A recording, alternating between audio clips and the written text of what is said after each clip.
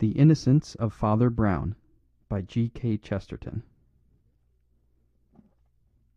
The Honour of Israel Gow. A stormy evening of olive and silver was closing in, as Father Brown, wrapped in a grey Scotch plaid, came to the end of a grey Scotch valley and beheld the strange castle of Glengyle. It stopped one end of the glen or hollow like a blind alley, and it looked like the end of the world. Rising in steep roofs and spires of sea-green slate, in the manner of the old French-Scotch chateau, it reminded an Englishman of the sinister steeple hats of witches in fairy tales, and the pine woods that rocked round the green turrets looked, by comparison, as black as numberless flocks of ravens.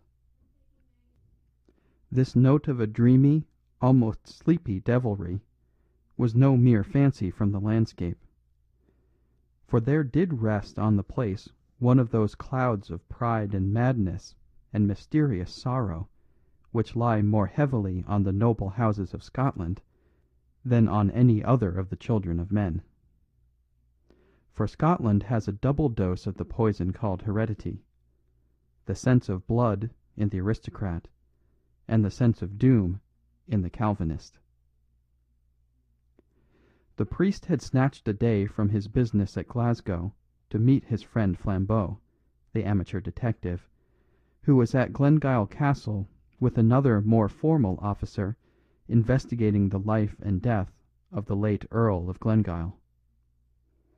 That mysterious person was the last representative of a race whose valour, insanity, and violent cunning had made them terrible even among the sinister nobility of their nation in the 16th century. None were deeper in that labyrinthine ambition, in chamber within chamber of that palace of lies that was built up around Mary Queen of Scots. The rhyme in the countryside attested the motive and the result of their machinations candidly. As green sap to the simmer trees is red gold to the Ogilvies. For many centuries there had never been a decent lord in Glengyle Castle, and with the Victorian era one would have thought that all the eccentricities were exhausted. The last Glengyle, however, satisfied his tribal tradition by doing the only thing that was left for him to do. He disappeared. I do not mean that he went abroad. By all accounts he was still in the castle, if he was anywhere. But though his name was in the church register and the big red peerage, nobody ever saw him under the sun.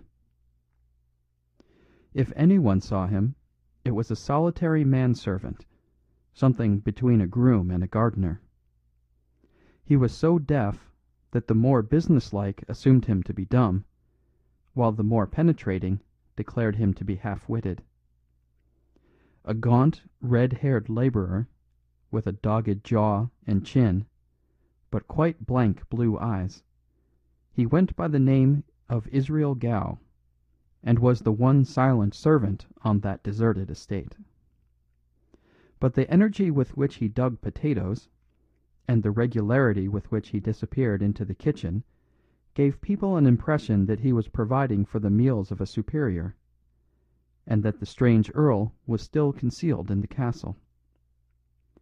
If society needed any further proof that he was there, the servant persistently asserted that he was not at home.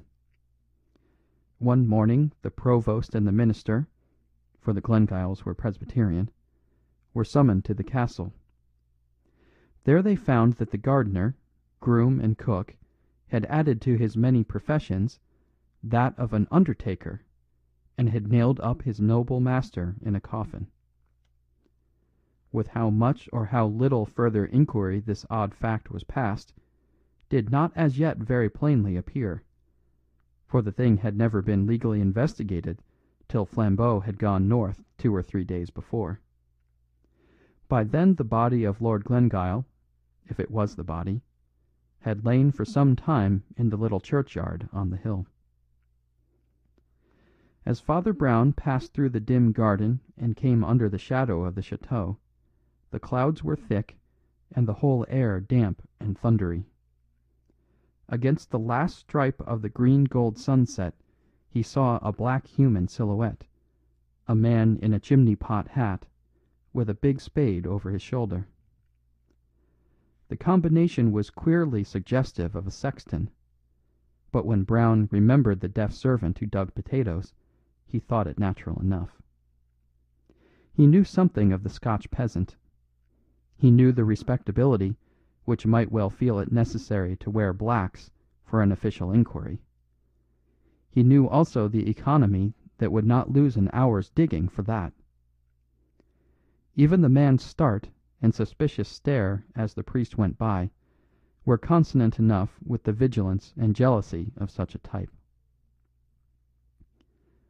The great door was opened by Flambeau himself, who had with him a lean man with iron grey hair and papers in his hand, Inspector Craven from Scotland Yard.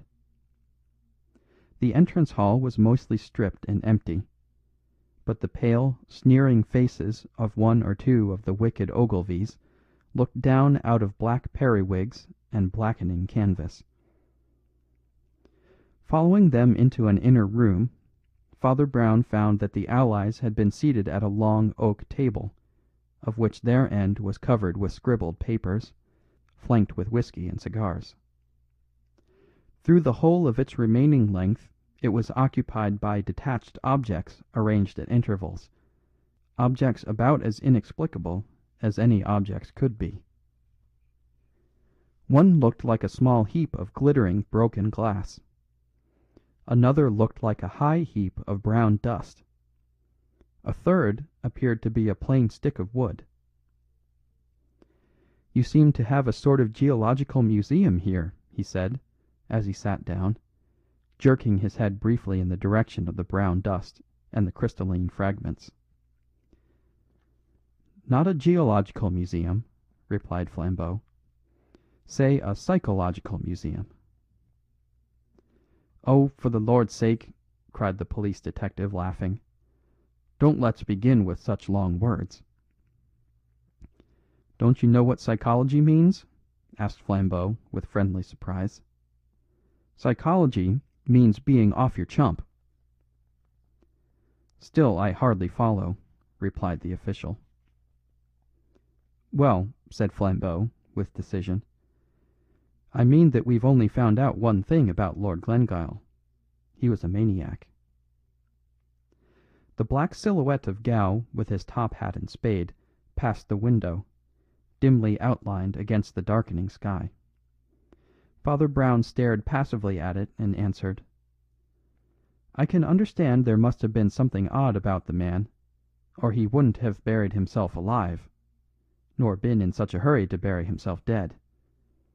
But what makes you think it was lunacy?" "Well," said Flambeau, "you just listen to the list of things Mr. Craven has found in the house." "We must get a candle," said Craven suddenly. "A storm is getting up, and it's too dark to read." "Have you found any candles," asked Brown, smiling, "among your oddities?" Flambeau raised a grave face and fixed his dark eyes on his friend. "That is curious too," he said. 25 candles, and not a trace of a candlestick." In the rapidly darkening room and rapidly rising wind, Brown went along the table to where a bundle of wax candles lay among the other scrappy exhibits. As he did so, he bent accidentally over the heap of red-brown dust, and a sharp sneeze cracked the silence. "Hullo," he said, "snuff." He took one of the candles, lit it carefully, came back and stuck it in the neck of the whiskey bottle. The unrestful night air, blowing through the crazy window, waved the long flame like a banner, and on every side of the castle they could hear the miles and miles of black pine wood seething like a black sea around a rock. "I will read the inventory," began Craven gravely, picking up one of the papers. "The inventory of what we found loose and unexplained in the castle.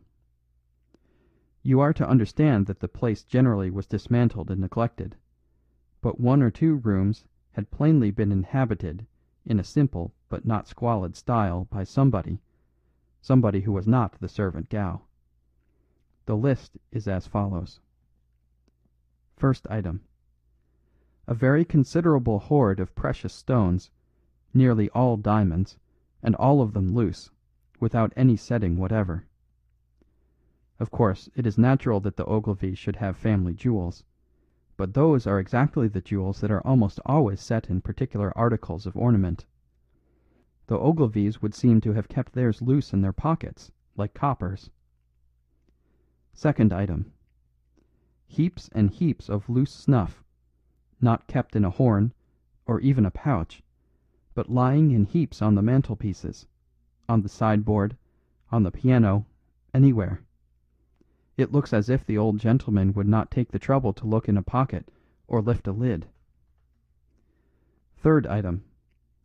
Here and there about the house curious little heaps of minute pieces of metal, some like steel springs, and some in the form of microscopic wheels, as if they had gutted some mechanical toy. Fourth item. The wax candles, which have to be stuck in bottlenecks because there is nothing else to stick them in. Now I wish you to note how very much queerer all this is than anything we anticipated. For the central riddle we are prepared. We have all seen at a glance that there was something wrong about the last earl. We have come here to find out whether he really lived here, whether he really died here, whether that red-haired scarecrow who did his burying had anything to do with his dying. But suppose the worst in all this, the most lurid or melodramatic solution you like. Suppose the servant really killed the master. Or suppose the master isn't really dead. Or suppose the master is dressed up as the servant. Or suppose the servant is buried for the master.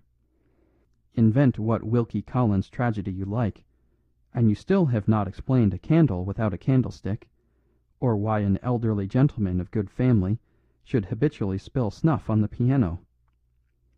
The core of the tale we could imagine. It is the fringes that are mysterious. By no stretch of fancy can the human mind connect together snuff and diamonds and wax and loose clockwork. "I think I see the connection," said the priest. "This Glengyle was mad against the French Revolution. He was an enthusiast for the Ancien Régime, and was trying to reenact literally the family life of the last Bourbons. He had snuff because it was the 18th century luxury, wax candles because they were the 18th century lighting. The mechanical bits of iron represent the locksmith hobby of Louis XVI. The diamonds are for the diamond necklace of Marie Antoinette." Both the other men were staring at him with round eyes. "What a perfectly extraordinary notion!" cried Flambeau. "Do you really think that is the truth?" "I am perfectly sure it isn't," answered Father Brown. "Only you said that nobody could connect snuff and diamonds and clockwork and candles. I give you that connection offhand. The real truth, I am very sure, lies deeper."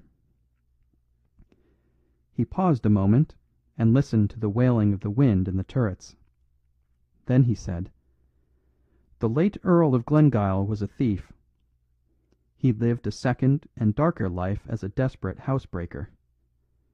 He did not have any candlesticks because he only used these candles cut short in the little lantern he carried. The snuff he employed as the fiercest French criminals have used pepper, to fling it suddenly in dense masses in the face of a captor or pursuer. But the final proof is in the curious coincidence of the diamonds and the small steel wheels. Surely that makes everything plain to you. Diamonds and small steel wheels are the only two instruments with which you can cut out a pane of glass." The bough of a broken pine tree lashed heavily in the blast against the window-pane behind them, as if in parody of a burglar, but they did not turn round. Their eyes were fastened on Father Brown. "Diamonds and small wheels?" repeated Craven, ruminating. "Is that all that makes you think it the true explanation?" "I don't think it the true explanation," replied the priest placidly. "But you said that nobody could connect the four things. The true tale, of course, is something much more humdrum. Glengyle had found, or thought he had found, precious stones on his estate. Somebody had bamboozled him with those loose brilliants, saying they were found in the castle caverns. The little wheels are some diamond-cutting affair. He had to do the thing very roughly, and in a small way, with the help of a few shepherds or rude fellows on these hills. Snuff is the one great luxury of such Scotch shepherds. It's the one thing with which you can bribe them. They didn't have candlesticks, because they didn't want them. They held the candles in their hands when they explored the caves." "Is that all?" asked Flambeau after a long pause. "Have we got to the dull truth at last?" "Oh, no," said Father Brown. As the wind died in the most distant pine woods with a long hoot as of mockery, Father Brown, with an utterly impassive face, went on. "I only suggested that because you said one could not plausibly connect snuff with clockwork or candles with bright stones. 10 false philosophies will fit the universe. 10 false theories will fit Glengyle Castle. But we want the real explanation of the castle and the universe. But are there no other exhibits?" Craven laughed, and Flambeau rose smiling to his feet and strolled down the long table. "Items 5, 6, 7, etc.," he said, "and certainly more varied than instructive. A curious collection, not of lead pencils, but of the lead out of lead pencils. A senseless stick of bamboo, with the top rather splintered. It might be the instrument of the crime. Only there isn't any crime. The only other things are a few old missals and little Catholic pictures, which the Ogilvies kept, I suppose, from the Middle Ages, their family pride being stronger than their Puritanism. We only put them in the museum because they seem curiously cut about and defaced." The heady tempest without drove a dreadful rack of clouds across Glengyle and threw the long room into darkness as Father Brown picked up the little illuminated pages to examine them. He spoke before the drift of darkness had passed, but it was the voice of an utterly new man. "Mr. Craven," said he, talking like a man 10 years younger, "you have got a legal warrant, have you, to go up and examine that grave? The sooner we do it the better, and get to the bottom of this horrible affair. If I were you, I should start now." "Now?" repeated the astonished detective. "And why now?" "Because this is serious," answered Brown. "This is not spilt snuff or loose pebbles, that might be there for 100 reasons. There is only one reason I know of for this being done, and the reason goes down to the roots of the world. These religious pictures are not just dirtied or torn or scrawled over, which might be done in idleness or bigotry, by children or by Protestants. These have been treated very carefully, and very queerly. In every place where the great ornamented name of God comes in the old illuminations, it has been elaborately taken out. The only other thing that has been removed is the halo round the head of the child Jesus. Therefore, I say, let us get our warrant and our spade and our hatchet, and go up and break open that coffin." "What do you mean?" demanded the London officer. "I mean," answered the little priest, and his voice seemed to rise slightly in the roar of the gale, I mean that the great devil of the universe may be sitting on the top tower of this castle at this moment, as big as 100 elephants, and roaring like the apocalypse. There is black magic somewhere at the bottom of this." "Black magic," repeated Flambeau in a low voice, for he was too enlightened a man not to know of such things. "But what can these other things mean?" "Oh, something damnable, I suppose," replied Brown impatiently. "How should I know? How can I guess all their mazes down below? Perhaps you can make a torture out of snuff and bamboo. Perhaps lunatics lust after wax and steel filings. Perhaps there is a maddening drug made of lead pencils. Our shortest cut to the mystery is up the hill to the grave." His comrades hardly knew that they had obeyed and followed him till a blast of the night wind nearly flung them on their faces in the garden. Nevertheless, they had obeyed him like automata, for Craven found a hatchet in his hand and the warrant in his pocket. Flambeau was carrying the heavy spade of the strange gardener. Father Brown was carrying the little gilt book, from which had been torn the name of God. The path up the hill to the churchyard was crooked but short. Only under that stress of wind it seemed laborious and long. Far as the eye could see, farther and farther as they mounted the slope, were seas beyond seas of pines, now all aslope one way under the wind. And that universal gesture seemed as vain as it was vast, as vain as if that wind were whistling about some unpeopled and purposeless planet. Through all that infinite growth of grey-blue forest sang, shrill and high, that ancient sorrow that is in the heart of all heathen things. One could fancy that the voices from the underworld of unfathomable foliage were cries of the lost and wandering pagan gods, gods who had gone roaming in that irrational forest, and who will never find their way back to heaven. "You see," said Father Brown, in low but easy tone, "Scotch people before Scotland existed were a curious lot. In fact, they're a curious lot still. But in the prehistoric times I fancy they really worshipped demons. That," he added genially, "is why they jumped at the Puritan theology." "My friend," said Flambeau, turning in a kind of fury, "what does all that snuff mean?" "My friend," replied Brown with equal seriousness, "there is one mark of all genuine religions: materialism. Now, devil worship is a perfectly genuine religion." They had come up on the grassy scalp of the hill, one of the few bald spots that stood clear of the crashing and roaring pine forest.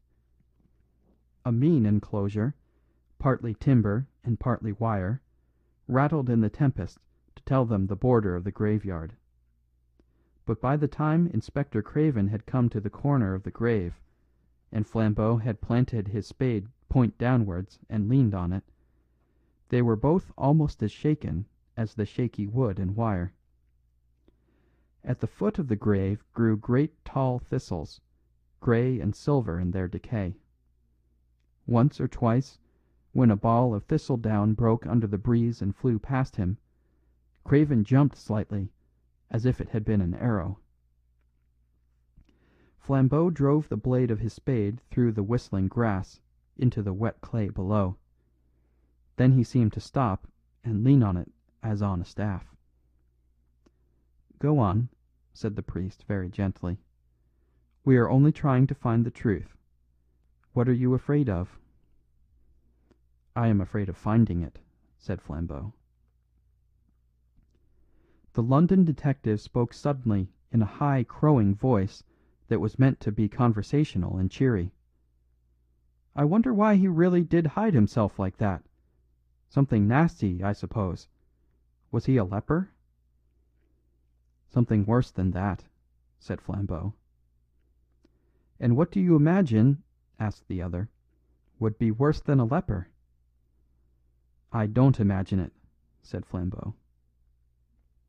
He dug for some dreadful minutes in silence, and then said in a choked voice, "I am afraid of his not being the right shape." "Nor was that piece of paper, you know," said Father Brown quietly, "and we survived even that piece of paper." Flambeau dug on with a blind energy, but the tempest had shouldered away the choking grey clouds that clung to the hills like smoke, and revealed grey fields of faint starlight before he cleared the shape of a rude timber coffin and somehow tipped it up upon the turf. Craven stepped forward with his axe. A thistle top touched him, and he flinched.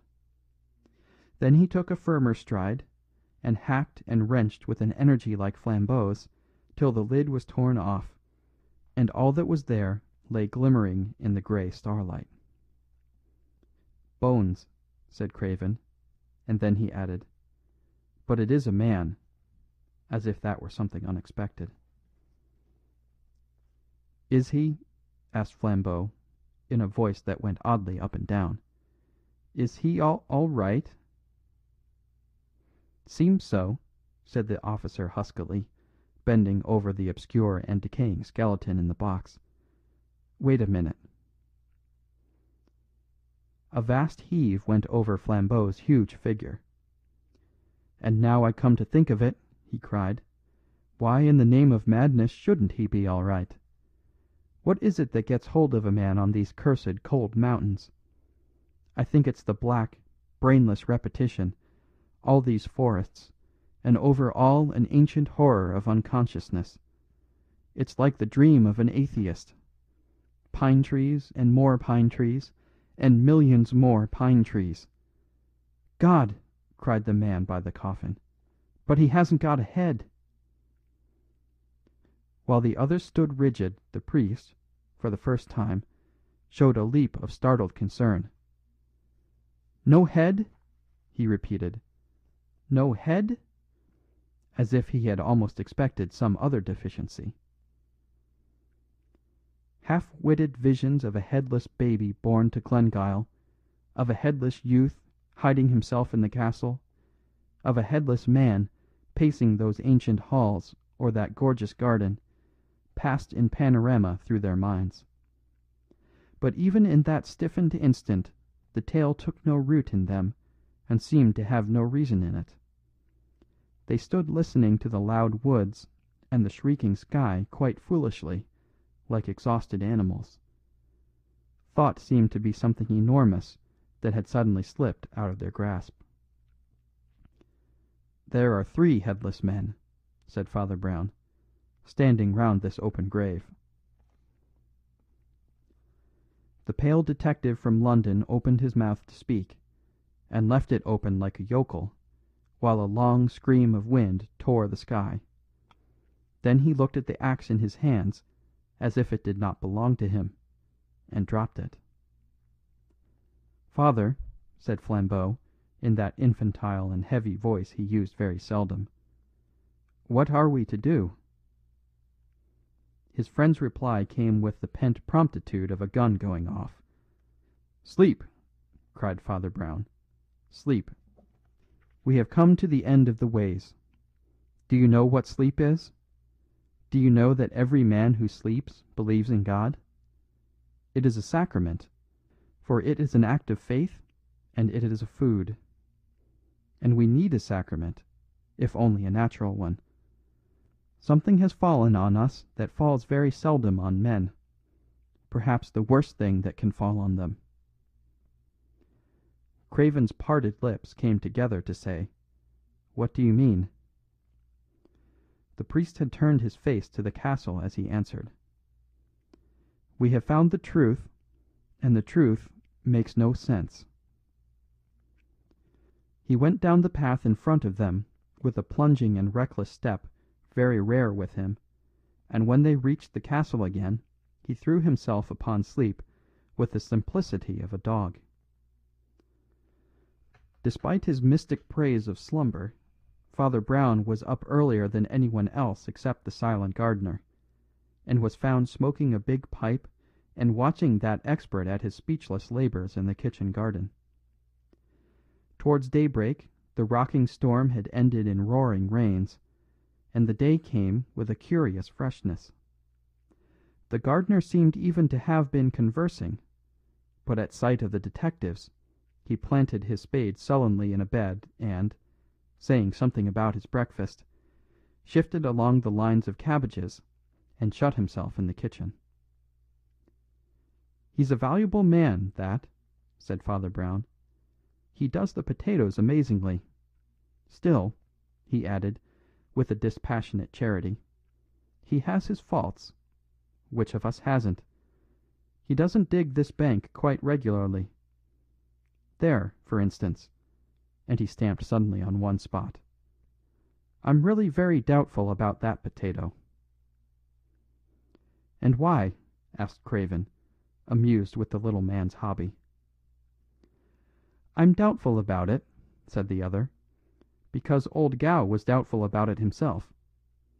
He put his spade in methodically in every place but just this. There must be a mighty fine potato just here." Flambeau pulled up the spade and impetuously drove it into the place. He turned up, under a load of soil, something that did not look like a potato, but rather like a monstrous, over-domed mushroom.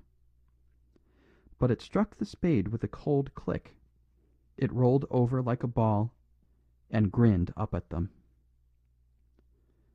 "The Earl of Glengyle," said Brown sadly, and looked down heavily at the skull.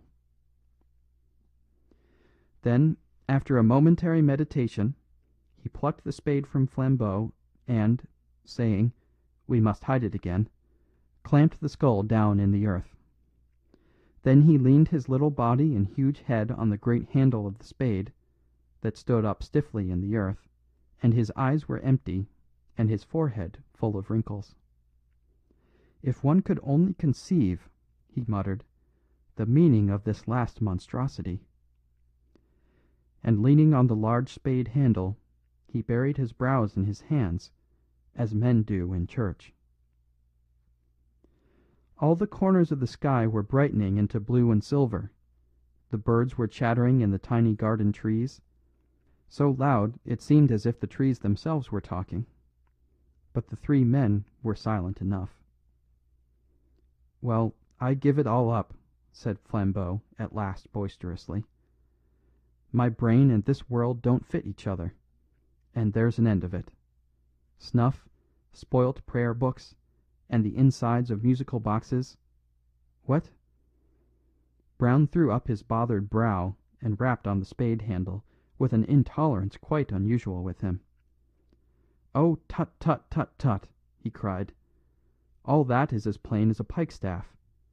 I understood the snuff and clockwork, and so on, when I first opened my eyes this morning. And since then I've had it out with old Gow, the gardener, who is neither so deaf nor so stupid as he pretends. There's nothing amiss about the loose items. I was wrong about the torn mass book, too. There's no harm in that. But it's this last business. Desecrating graves and stealing dead men's heads. Surely there's harm in that. Surely there's black magic still in that. That doesn't fit in to the quite simple story of the snuff and the candles." And, striding about again, he smoked moodily. "My friend," said Flambeau, with a grim humour, "you must be careful with me and remember I was once a criminal. The great advantage of that estate was that I always made up the story myself and acted it as quick as I chose. This detective business of waiting about is too much for my French impatience. All my life, for good or evil, I have done things at the instant. I always fought duels the next morning. I always paid bills on the nail. I never even put off a visit to the dentist." Father Brown's pipe fell out of his mouth and broke into 3 pieces on the gravel path. He stood rolling his eyes, the exact picture of an idiot. "Lord, what a turnip I am!" he kept saying. Lord, what a turnip!" Then, in a somewhat groggy kind of way, he began to laugh. "The dentist!" he repeated. "6 hours in the spiritual abyss, and all because I never thought of the dentist. Such a simple, such a beautiful and peaceful thought. Friends, we have passed a night in hell, but now the sun is risen, the birds are singing, and the radiant form of the dentist consoles the world." "I will get some sense out of this," cried Flambeau, striding forward, "if I use the tortures of the Inquisition." Father Brown repressed what appeared to be a momentary disposition to dance on the now sunlit lawn, and cried quite piteously, like a child, "Oh, let me be silly a little. You don't know how unhappy I have been. And now I know that there has been no deep sin in this business at all. Only a little lunacy, perhaps, and who minds that?" He spun round once more, then faced them with gravity. "This is not a story of crime," he said. "Rather, it is the story of a strange and crooked honesty. We are dealing with the one man on earth, perhaps, who has taken no more than his due. It is a study in the savage living logic that has been the religion of this race. That old local rhyme about the house of Glengyle, "As green sap to the simmer trees is red gold to the Ogilvies," was literal as well as metaphorical. It did not merely mean that the Glengyles sought for wealth. It was also true that they literally gathered gold. They had a huge collection of ornaments and utensils in that metal. They were, in fact, misers whose mania took that turn. In the light of that fact, run through all the things we found in the castle. Diamonds without their gold rings, candles without their gold candlesticks, snuff without the gold snuff boxes, pencil leads without the gold pencil cases, a walking stick without its gold top, clockwork without the gold clocks, or rather watches. And, mad as it sounds, because the halos and the name of God in the old missals were of real gold, these also were taken away. The garden seemed to brighten, the grass to grow gayer in the strengthening sun, as the crazy truth was told. Flambeau lit a cigarette as his friend went on. "Were taken away," continued Father Brown, "were taken away, but not stolen. Thieves would never have left this mystery. Thieves would have taken the gold snuff boxes, snuff and all, the gold pencil cases, lead and all. We have to deal with a man with a peculiar conscience, but certainly a conscience. I found that mad moralist this morning in the kitchen garden yonder, and I heard the whole story. The late Archibald Ogilvy was the nearest approach to a good man ever born at Glengyle. But his bitter virtue took the turn of the misanthrope. He moped over the dishonesty of his ancestors, from which, somehow, he generalized the dishonesty of all men. More especially he distrusted philanthropy or free giving, and he swore if he could find one man who took his exact rights, he should have all the gold of Glengyle.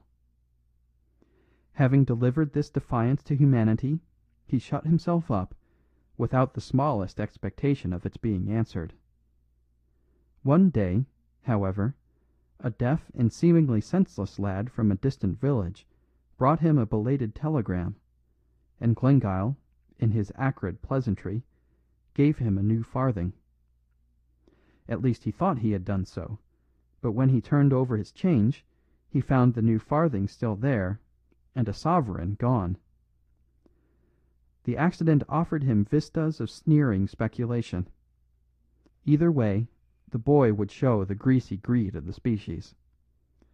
Either he would vanish, a thief stealing a coin, or he would sneak back with it virtuously, a snob seeking a reward. In the middle of that night Lord Glengyle was knocked up out of his bed, for he lived alone, and forced to open the door to the deaf idiot.